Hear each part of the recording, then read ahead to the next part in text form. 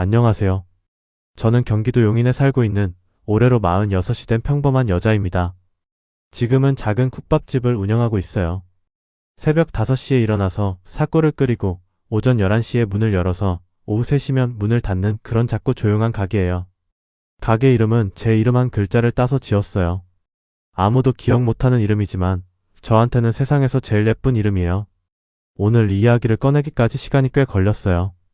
사실 작년에 한번 쓰기 시작했다가 지웠어요. 쓰다 보니까 손이 떨려서요. 아직도 완전히 정리된 감정이 아니라서 말하다 보면 어디선가 목이 메일 수도 있어요. 그래도 오늘은 끝까지 해보려고요. 이 이야기가 저만의 이야기가 아닐 수도 있다는 생각이 들었거든요. 혹시 저랑 비슷한 자리에 있는 분이 계신다면 그분한테 조금이라도 위로가 됐으면 하는 마음으로 시작할게요. 저는 경상남도 창원에서 태어났어요. 5남매 중 셋째 딸이었는데 위로는 언니 둘이 있고 아래로는 남동생이랑 여동생이 있었어요.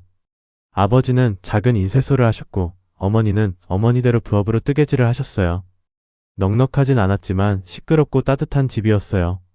제가 22살에 상경을 해서 서울 구로에 있는 봉제 공장에 취직을 했어요. 처음에는 한 달만 있다가 돈 모아서 내려가려고 했는데 어쩌다 보니 거기서 7년을 있었어요. 그 공장에서 지금의 전 남편을 처음 만났어요.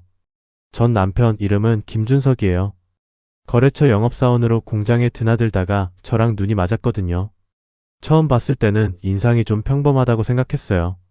크게 잘생긴 것도 아니고 키가 엄청 큰 것도 아니고. 근데 웃을 때 눈이 가늘어지는 게 좀 좋았어요. 사귄 지 2년쯤 됐을 때 결혼 얘기가 나왔어요. 저는 29이었고 남편은 32이었어요. 결혼을 결심한 건 그 사람이 저한테 이런 말을 했기 때문이에요. 나는 내가 힘들 때 제일 먼저 달려오는 사람이 되고 싶어. 그 말이 참 좋았어요. 그 말을 믿었어요. 그게 제 첫 번째 실수였는지도 모르겠어요. 시어머니를 처음 만난 건 결혼 얘기가 오가던 때였어요. 남편이 엄마 만나러 가자 해서 경기도 수원에 있는 시어머니 댁에 갔어요. 아파트였는데 현관문을 열고 들어가는 순간 집안이 엄청나게 깔끔했어요. 뭔가 티끌 하나 없이 정돈돼 있는 느낌이랄까요? 화분도 다 정해진 자리에 딱딱 놓여 있고 슬리퍼도 일렬로 맞춰져 있었어요. 시어머니는 부엌에서 나오셨어요. 앞치마를 두르고 계셨는데 저를 보시더니 딱 한 번 훑어보셨어요. 발끝부터 머리끝까지. 그러고는 웃으셨어요. 어서와. 얘기 많이 들었어. 근데 그 웃음이 뭔가 이상했어요. 입꼬리는 올라가 있는데 눈은 그대로였거든요. 그때 그 느낌이 딱 들었어요. 아, 이분이 나를 마음에 들어하지 않는구나. 그냥 느낌이었어요. 확신은 아니었고요. 그래서 저도 최대한 밝게 인사했어요. 어머니 처음 뵙겠습니다. 잘 부탁드려요. 밥을 먹는 동안 시어머니는 저한테 몇 가지를 물어보셨어요. 고향이 어디냐, 부모님은 뭘 하시냐, 형제는 몇이냐.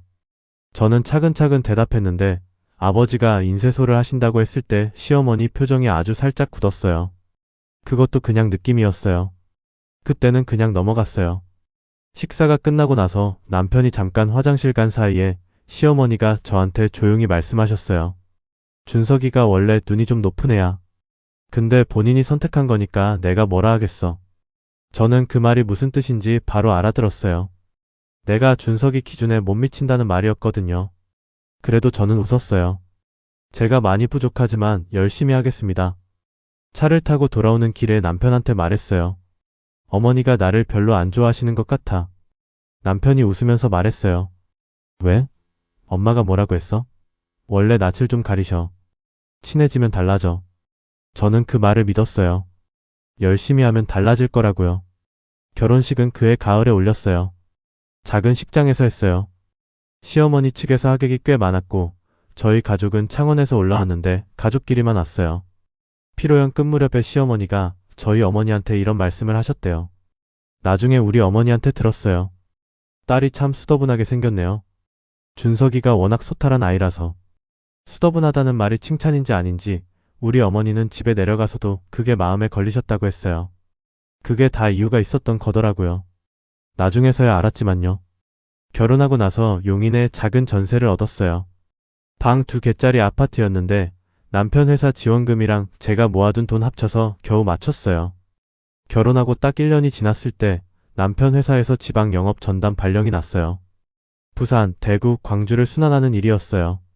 처음엔 한 달에 한두 번 출장 정도였는데 시간이 갈수록 집에 있는 날보다 없는 날이 더 많아졌어요. 어떤 달에는 한 달에 나흘밖에 집에 없기도 했어요. 처음에 저는 그냥 견뎠어요.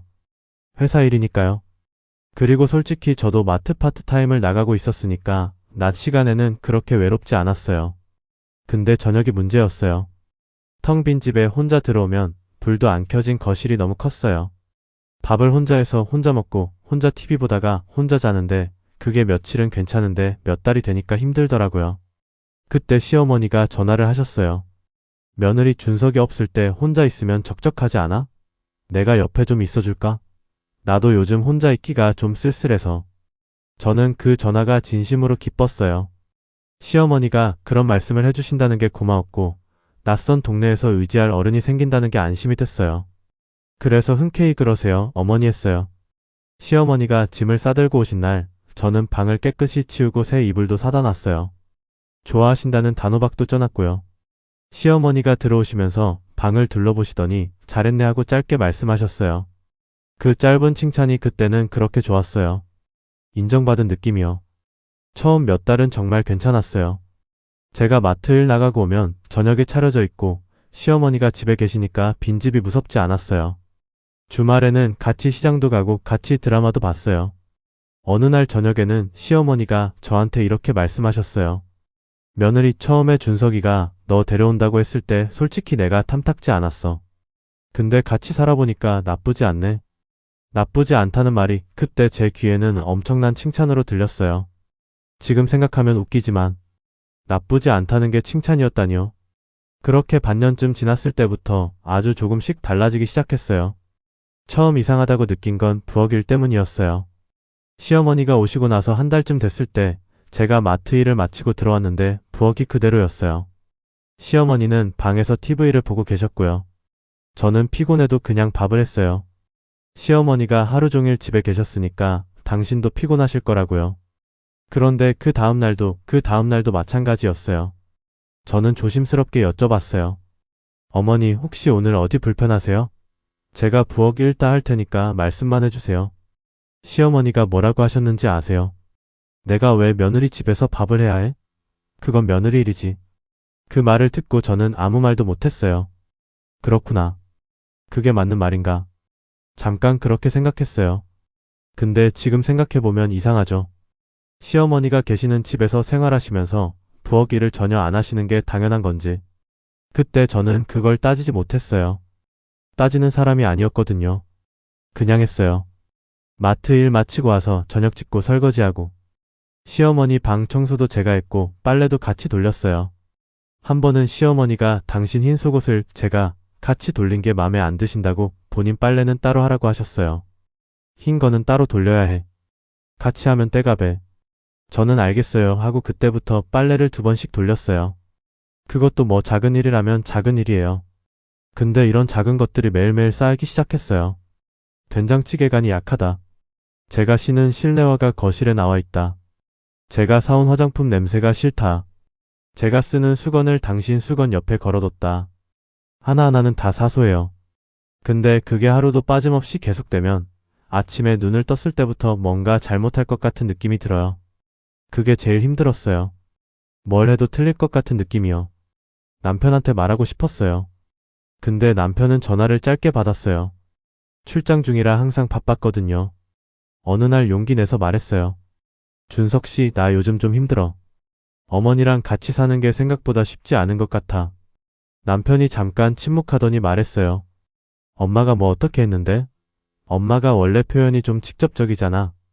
내가 좀 맞춰드려봐. 저는 그 말을 듣고 전화를 끊었어요. 맞춰드려봐. 그 말이 오래 머릿속에 맴돌았어요. 내가 맞추고 있는 거 아니었나? 그럼 내가 더 맞춰야 하는 건가? 그날 밤 이불 속에서 혼자 오래 울었어요. 소리 안 나게 조용히요. 시어머니가 들을까봐요. 결혼 3년 차에 임신을 했어요. 정말 기다리던 아이였어요. 유산을 한번 겪고 나서 다시 임신이 된 거라서 처음 심장 소리를 들었을 때 병원에서 울었어요. 남편한테 전화했더니 남편이 출장지에서 엄청 좋아했어요. 잘했어, 잘했어. 진짜야? 근데 시어머니는 그날 저한테 이렇게 말씀하셨어요. 며느리 임신이라고 집안일 다 내려놓으면 안 되는 거 알지? 나는 몸이 요즘 워낙 안 좋아서 많이 못해줄 것 같아. 미리 말해두는 거야. 저는 그 말을 듣고 뭔가가 딱 막히는 느낌이 들었어요. 임신 소식을 들은 날 첫 마디가 그거였어요. 집안일 내려놓으면 안 된다고. 그래도 저는 알겠다고 했어요. 그리고 실제로 임신 중에도 집안일을 다 했어요. 입덧이 심해서 아침마다 부엌에서 쓰러질 것 같았는데 그래도 밥은 했어요. 어느 날은 밥을 하다가 너무 어지러워서 잠깐 식탁에 앉았어요. 그때 시어머니가 부엌을 들여다보시면서 말씀하셨어요. 며느리 밥 언제 돼? 저는 조금만요, 어머니하고 다시 일어났어요. 한 번은 산부인과에서 절박 유산 징후가 있다고 무거운 거 들지 말고 최대한 누워있으라고 했어요. 집에 와서 시어머니한테 말씀드렸어요. 어머니, 의사 선생님이 좀 쉬어야 한다고 하셔서요. 며칠만 제가 집안일을 못할 것 같아요. 시어머니가 잠깐 저를 보시더니 말씀하셨어요. 그래, 좀 쉬어. 저는 고마워서 방으로 들어갔어요. 근데 2시간 뒤에 시어머니가 방문을 여시더니 며느리 설거지가 그대로인데 어떻게 할 거야? 저는 이불 속에서 눈을 떴어요. 절박 유산 징후라고 누워있으라고 했는데 그걸 말씀드렸는데 그래도 저는 일어났어요. 배가 묵직하게 당기는 느낌이 있었는데 그냥 설거지를 했어요. 나중에 생각하면 제가 왜 그랬나 싶어요. 안 해도 됐잖아요. 아픈 거잖아요. 근데 그때 저는 그냥 했어요. 눈치가 보여서요. 그게 더 편해서요.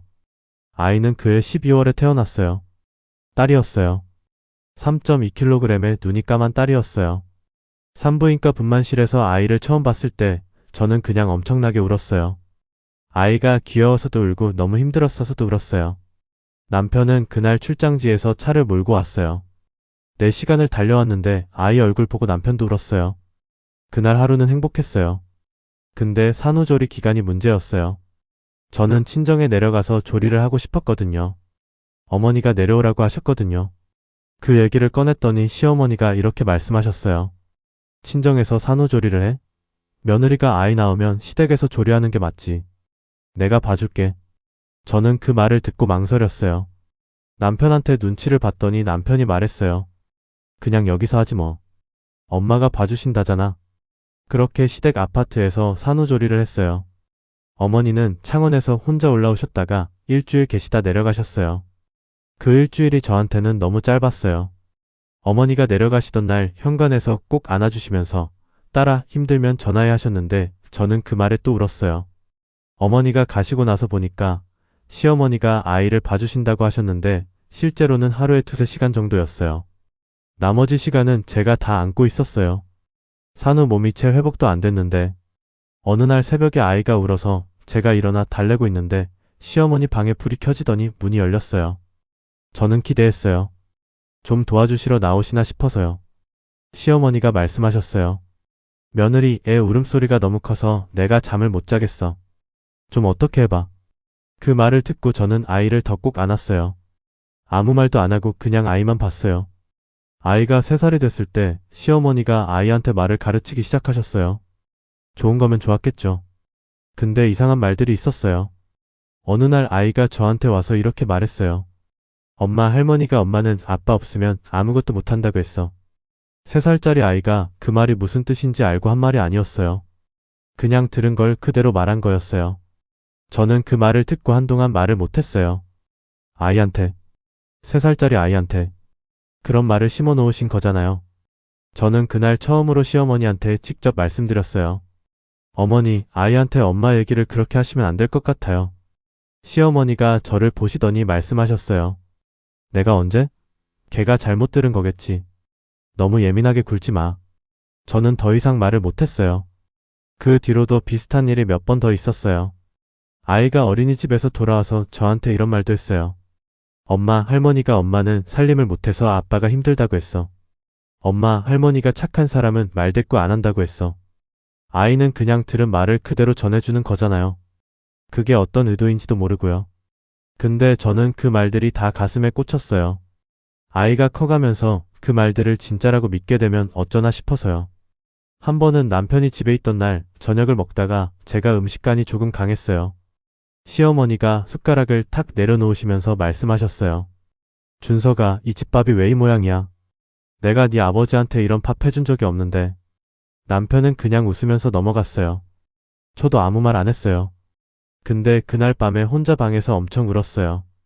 별로 세게 간을 한 것도 아니었는데 남편 앞에서 그런 말을 들으니까 너무 창피하기도 하고 억울하기도 하고 남편한테 하소연하고 싶었는데 남편은 이미 자고 있었어요. 저는 그냥 이불 속에서 조용히 울다가 잠들었어요. 그런 밤이 한두 번이 아니었어요. 아이가 5살이 됐을 때 시어머니가 저한테 이상한 부탁을 하나 하셨어요. 어느 날 저녁 저한테 따로 부르셔서 이렇게 말씀하셨어요. 며느리, 나 요즘 통장 관리가 너무 힘들어. 눈도 침침하고 손도 좀 떨려서. 그냥 내가 좀 관리해 줄 수 있어? 준석이한테는 말 안 해도 돼. 저는 그 말에서 뭔가 걸리는 게 있었어요. 준석이한테는 말 안 해도 된다. 그게 왜요? 아들한테 말하면 안 되는 이유가 뭐가 있어요? 근데 저는 또 그냥 하겠다고 했어요. 어른이 부탁하시는 건데 거절하는 게 더 이상하다고 생각해서요. 그렇게 시어머니 통장 관리를 맡게 됐어요. 처음에는 정말 단순했어요. 공과금 자동이체 확인하고 한 달 생활비 정도 정리하는 수준이었어요. 근데 몇 달이 지나면서 이상한 게 보이기 시작했어요. 한 달에 한두 번씩 50만 원에서 100만 원이 빠져나가는데 어디로 이체되는 건지 메모가 없었어요. 처음엔 개인 용돈이겠거니 했어요. 어른이시니까요. 근데 석 달째 되는 달에 한 번에 300만 원이 빠져나갔어요. 저는 조심스럽게 여쭤봤어요. 어머니, 이번 달에 나간 금액이 좀 많아서요. 혹시 어디 쓰신 건지 여쭤봐도 될까요? 시어머니가 제 눈을 딱 보시면서 말씀하셨어요. 그거 내 돈이잖아. 내가 어디 쓰는지 왜 내가 알아야 해? 그냥 관리나 해. 저는 얼굴이 확 달아올랐어요. 근데 더 여쭤볼 수가 없었어요. 죄송해요 하고 나왔어요. 그 뒤로도 비슷한 금액이 계속 빠져나갔어요. 어떤 달은 2번에 걸쳐서 총 500만 원이 빠져나간 적도 있었어요. 저는 이게 맞는 건지 아닌 건지 말해야 하는 건지 아닌 건지 오래 고민했는데 결국 말을 못했어요. 내가 말했다가 또 그냥 관리나 해 하시면 저는 할 말이 없거든요. 나중에 알게 됐어요. 시어머니가 그 돈을 어디 쓰셨는지. 근데 그건 나중 얘기예요. 아이가 초등학교 입학하던 해 저는 마트 파트타임을 그만뒀어요. 몸이 안 좋아서였어요. 오래 서 있으면 다리가 너무 아팠고 어느 날은 마트 창고에서 혼자 앉아서 울었어요. 이유도 없이. 그냥 눈물이 났어요. 아, 내가 많이 지쳤구나 싶었어요. 관리자한테 그만두겠다고 했더니 요즘 이 나이에 일하는 곳 찾기 힘든데 하더라고요. 저도 알아요. 그래도 그만뒀어요. 집에 들어와서 시어머니한테 말씀드렸어요. 어머니, 저 마트 일 그만뒀어요. 시어머니가 저를 위아래로 보시더니 말씀하셨어요. 며느리가 집에 있으면 집이 더 좁아지네. 툭 던지듯이 하신 말이었어요. 크게 화내신 것도 아니고 싸우시려고 하신 것도 아니고 그냥 지나가는 말처럼. 근데 저는 그 말이 너무 찔렸어요. 내 집인데. 내가 전세 보증금 마련하려고 몇 년을 일한 돈이 들어간 집인데. 내가 이 집에 있으면 좁아진다고. 그날 저는 방에 들어와서 이불 뒤집어 쓰고 한참 있었어요. 울지도 않았어요. 그냥 멍하게 있었어요. 그때부터 뭔가가 제 안에서 바뀌기 시작했어요. 딱 꼬집어 말하기는 어려운데요. 어떤 실이 조금씩 풀리는 느낌이랄까요? 결혼 10년 차가 됐을 때 저는 남편과 정말 남이 된 것 같다는 느낌을 처음 받았어요. 남편은 그래도 한 달에 한두 번은 집에 왔어요. 오면 하루 이틀 있다가 또 가고요. 그때마다 저는 기대를 했어요. 남편이 오면 뭔가 달라질 것 같은 느낌이요. 같이 밥 먹고 같이 아이 이야기하고 저한테 힘들지 않냐고 한 번만 물어봐줬으면 싶었어요. 근데 남편이 오는 날이면 항상 시어머니가 더 활기차지셨어요. 주방에 나오셔서 직접 요리를 하시고 남편이 좋아하는 음식들을 차리시고 그리고 식탁에 앉아서 남편한테 이런저런 말씀을 하셨어요. 제 흉은 아니었어요. 직접적으로 저를 욕하신 건 아니에요. 근데 교묘하게 저를 낮추는 방식이었어요. 우리 준석이 출장 다니느라 고생이 많지. 집에 오면 좀 쉬어야 하는데 집이 항상 이래서. 이야, 준석이 오니까 밥이 제대로 됐다. 내가 오늘 신경을 좀 썼지. 그 말의 뜻이 뭔지 저도 알고 남편도 알고 다 알았을 거예요. 그 말은 결국 이거잖아요. 내 아내는 평소에 이 정도밖에 안 한다고. 저는 그 자리에서 아무 말도 안 하고 밥만 먹었어요. 남편한테 나중에 따로 말하고 싶었는데 남편은 항상 시어머니가 있는 데서 얘기하고 시어머니가 자리를 비워주시는 일이 없었어요. 그리고 잠자리에서 조용히 말하면 남편은 엄마가 뭘 어떻게 했다는 거야 하면서 받아치는 게 아니라 그냥 모르겠다는 표정을 지었어요. 그 표정이 제일 힘들었어요. 나쁜 사람이 아니라는 걸 알아요. 그냥 안 보이는 거예요. 오래 같이 살아온 엄마니까 좋은 면만 보이는 거예요. 근데 저는 그 10년 동안 계속 혼자였어요. 같은 집에 남편이 있어도 혼자고 시어머니가 있어도 혼자고 아이가 있어도 결국 혼자였어요.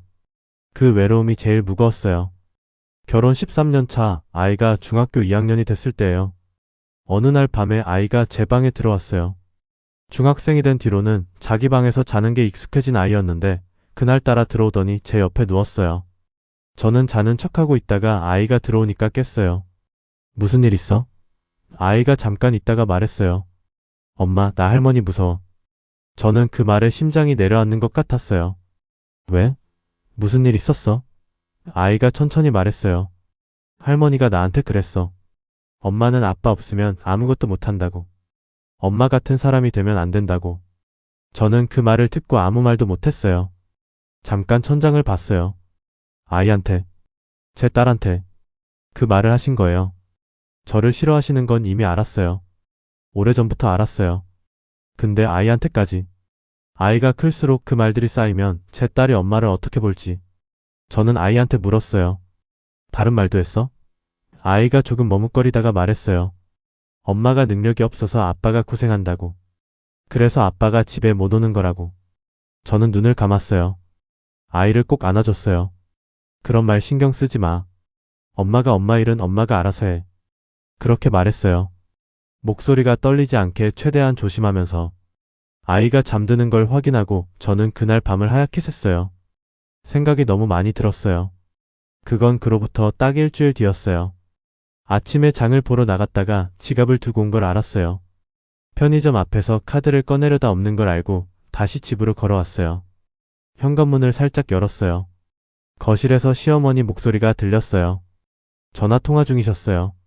저는 그냥 들어가려고 했어요. 근데 제 귀에 그 며느리라는 말이 들렸어요. 저는 그 자리에 멈췄어요. 왜 멈췄는지 모르겠어요. 발이 안 움직였어요. 그리고 들었어요. 아이고, 내가 얼마나 참았는지 알아? 그 여자가 없어야 내 아들이 산다니까. 진짜로. 저는 숨을 참았어요. 내가 봐도 준석이가 저 여자 때문에 못 크는 거야. 영업은 잘하는데 집에 오면 맥을 못 추잖아. 다 저 여자가 기를 다 뺏어가는 거야. 저는 현관에 서서 벽에 기댔어요. 다리에 힘이 없었어요. 이번에 준석이한테 제대로 말해야겠어. 저 여자랑 계속 살 거면 나는 나가겠다고. 어차피 걔는 아무것도 가진 게 없잖아. 준석이 버는 돈으로 사는 거고. 이혼하면 줄 것도 없는 여자야. 전화가 끊겼어요. 저는 그 자리에 한참을 있었어요. 얼마나 서 있었는지 모르겠어요. 그냥 아무 생각도 안 들었어요. 눈물도 안 났어요. 화도 잘 안 났어요. 그냥 텅 빈 느낌이었어요. 지갑을 조용히 집어들고 나왔어요. 편의점에 가서 두부 사고 파 사고 마늘 샀어요. 평소랑 똑같이요. 계산대 앞에 서서 카드를 긁는데 눈물이 그냥 툭 떨어졌어요. 소리도 없이. 계산원 아주머니가 놀라서 물어보셨어요. 어머, 어디 아프세요? 저는 고개를 흔들었어요. 아니에요. 눈에 뭐가 들어갔나 봐요. 웃으면서 그렇게 말했어요. 집에 돌아와서 밥을 했어요. 아무 일도 없는 것처럼요. 시어머니는 거실에서 TV를 보고 계셨어요. 저는 부엌에서 국을 끓이면서 처음으로 이 집에서 나가는 걸 생각했어요. 그날 밤부터 사흘이 걸렸어요. 아무한테도 말하지 않고 아무것도 바뀐 것 없는 척 생활했어요. 첫째 날은 그냥 생각만 했어요. 내가 할 수 있을까? 나가서 어디 가지? 아이는 어떻게 하지? 돈은 얼마나 있지? 머릿속에서 계속 같은 질문이 돌았어요. 둘째 날에 통장을 확인했어요. 제 이름으로 된 통장이요. 남편 몰래 마트 파트타임 하면서 조금씩 모아뒀던 통장이에요. 870만 원이 있었어요. 그게 제 전 재산이었어요. 13년을 살면서 모은 게 870만 원이었어요. 처음엔 좀 막막했어요. 870만 원으로 어떻게 살아? 근데 생각하다 보니까 이 돈이 없으면 아예 못 나가잖아요. 870만 원이라도 있으니까 나갈 수 있는 거잖아요. 인터넷으로 용인 원룸 시세를 찾아봤어요. 보증금 500에 월세 35만 원짜리가 있었어요. 학교에서 그렇게 멀지 않은 곳이었어요. 전화해서 바로 예약했어요. 목소리가 떨렸는데 티 안 나게 하려고 노력했어요. 셋째 날에 아이한테 말했어요. 엄마랑 잠깐 다른 데서 살게 될 것 같아. 같이 갈 수 있어? 아이가 저를 봤어요. 한참 있다가 말했어요. 알았어, 엄마. 그 두 마디가 저한테 엄청나게 크게 느껴졌어요. 설명을 더하지 않아도 아이는 이미 알고 있었던 거잖아요. 엄마가 왜 나가려고 하는지를요. 그날 밤 짐을 쌌어요. 시어머니가 주무신 다음에요. 제 옷, 아이 교과서랑 필기도구. 제가 결혼할 때 들고 온 물건들. 캐리어 하나랑 박스 2개. 13년을 살았는데 제 것이라고 할 수 있는 게 그게 전부였어요. 짐을 다 싸놓고 식탁에 앉아서 남편한테 문자를 썼어요. 오래 생각하다 썼어요. 여러 번 지웠다 다시 썼어요. 결국 이렇게 썼어요. 준석 씨, 나 나갈게요. 아이는 데리고 나가요. 이혼 얘기는 나중에 차분하게 하면 좋겠어요. 그동안 고생했어요. 그게 다였어요. 길게 쓰고 싶지 않았어요. 설명하고 싶지 않았어요. 이해받고 싶지도 않았어요. 그냥 나가고 싶었어요. 다음날 아침이 됐어요. 저는 평소처럼 아침을 했어요. 시어머니 진지 챙겨드리고 아이 아침 먹이고. 마지막이라는 걸 알면서도 똑같이 했어요. 시어머니가 식탁에 앉으시면서 말씀하셨어요. 오늘 국이 좀 맑네? 저는 네 하고 그냥 밥을 먹었어요. 아이도 조용히 밥을 먹었어요. 식사가 끝나고 시어머니가 방으로 들어가셨어요. 저는 설거지를 했어요. 마지막으로 하는 설거지였어요. 그릇 하나하나를 닦으면서 이상하게도 눈물이 안 났어요. 그냥 담담했어요. 캐리어랑 박스를 현관으로 내놨어요. 아이가 자기 가방을 들고 나왔어요. 시어머니가 거실에서 TV를 보시다가 저를 보셨어요. 어디가? 저는 웃으면서 말했어요. 잠깐 나갔다 올게요. 그리고 문을 닫았어요. 엘리베이터를 타고 내려가면서 아이가 제 손을 잡았어요. 저는 그 손을 꽉 잡았어요. 1층 로비를 나오면서 처음으로 가슴이 뻥 뚫리는 느낌이 들었어요. 원룸은 정말 작았어요. 방 하나에 작은 부엌이 붙어 있고 화장실이 따로 있는 그런 구조였어요. 캐리어 두면 방의 반이 채워질 것 같은 곳이었어요. 근데 저는 그 방이 너무 좋았어요. 아이도 방을 둘러보더니 이렇게 말했어요. 엄마, 나 사실 좋아, 여기. 왜? 조용해서. 저는 그 말에 웃었어요. 그날 저녁에 아이랑 둘이 편의점 도시락을 사다가 먹었어요. 삼각김밥이랑 컵라면이요. 그 밥이 이상하게 맛있었어요. 13년 동안 해온 밥보다 더 맛있었어요. 남편한테서 전화가 20번 넘게 왔어요. 처음엔 안 받았어요. 시어머니한테서도 왔어요. 그것도 안 받았어요. 밤에 남편한테서 문자가 왔어요. 집에 와서 얘기하자. 저는 한참 있다가 답장했어요. 지금은 좀 시간이 필요해요. 아이는 잘 있어요. 그게 다였어요. 그날 밤 원룸 바닥에 이불 깔고 아이랑 나란히 누웠어요. 천장을 보면서 저는 생각했어요. 무섭다. 앞으로 어떻게 되는 거지? 내가 잘하는 건지. 근데 동시에 이런 생각도 들었어요. 오늘 하루 나는 눈치를 한 번도 안 봤다. 그게 얼마만인지 모르겠어요. 남편을 만난 건 나온 지 보름쯤 됐을 때였어요. 카페에서 만났는데 남편이 들어오면서 저를 보는 표정이 달랐어요. 오래 봐온 표정이랑 다른, 뭔가 당황한 것 같기도 하고 미안한 것 같기도 하고. 제가 그날 들었던 시어머니 전화 내용을 얘기했어요. 그 여자가 없어야 내 아들이 산다는 말. 이혼하면 줄 것도 없는 여자라는 말. 아이한테 엄마 같은 사람이 되면 안 된다는 말. 남편이 듣다가 고개를 숙였어요. 한참 아무 말도 안 하더니 크게. 진짜야? 응. 내 귀로 들었어. 남편이 더 긴 침묵을 했어요. 오래 있다가 말했어요. 몰랐어.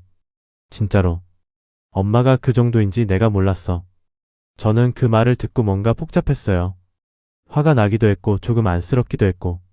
몰랐다는 게 사실일 수도 있어요. 사람은 보고 싶은 것만 보니까요. 근데 저는 이미 결정을 했거든요.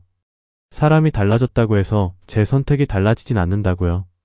이혼 절차를 밟으면서 제일 걱정됐던 건 아이였어요. 아이 양육권은 제가 가지고 싶었어요. 남편도 그 부분은 크게 반대하지 않았어요. 양육비는 매달 받기로 했어요. 많지는 않았지만 없는 것보다는 나았어요. 이혼이 정리되던 날 법원 앞에서 남편이 저한테 말했어요. 미안해. 오래 혼자 있게 했어. 저는 그 말에 뭐라고 해야 할지 몰라서 그냥 고개를 끄덕였어요. 그게 다였어요. 이혼하고 나서 처음 한 달은 그냥 멍했어요. 아이 학교 보내고 밥 먹이고 재우고. 그것만 했어요. 근데 그러면서 계속 생각했어요. 내가 뭘 할 수 있지? 저는 결혼 전에 공장 일 말고 잠깐 식당에서 일한 적이 있었어요.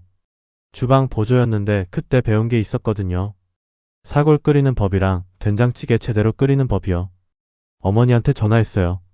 엄마, 나 돈 좀 빌려도 될까? 어머니가 한숨을 한번 쉬시더니 말씀하셨어요. 이 바보야, 진작 나왔어야지. 어머니한테 1,500만 원을 빌렸어요. 원룸 근처에 나온 작은 점포를 계약했어요. 보증금 2천에 월세 80만 원. 저한테 있던 870만 원에서 원룸 보증금 500 빼면 370만 원이었어요. 어머니한테 빌린 1,500에서 점포 보증금 2천을 맞추는데 나머지 130만 원이 부족했어요. 그 130만 원은 카드 한도로 채웠어요. 집기는 중고로 구했어요. 냉장고, 테이블, 의자, 국솥. 직접 중고거래 사이트에서 하나하나 찾아서 트럭 빌려서 날랐어요. 2달 준비해서 국밥집을 열었어요. 오픈 첫날 손님이 2명 왔어요. 한 명은 옆 건물 아저씨였고 한 명은 지나가다 들어오신 어르신이었어요.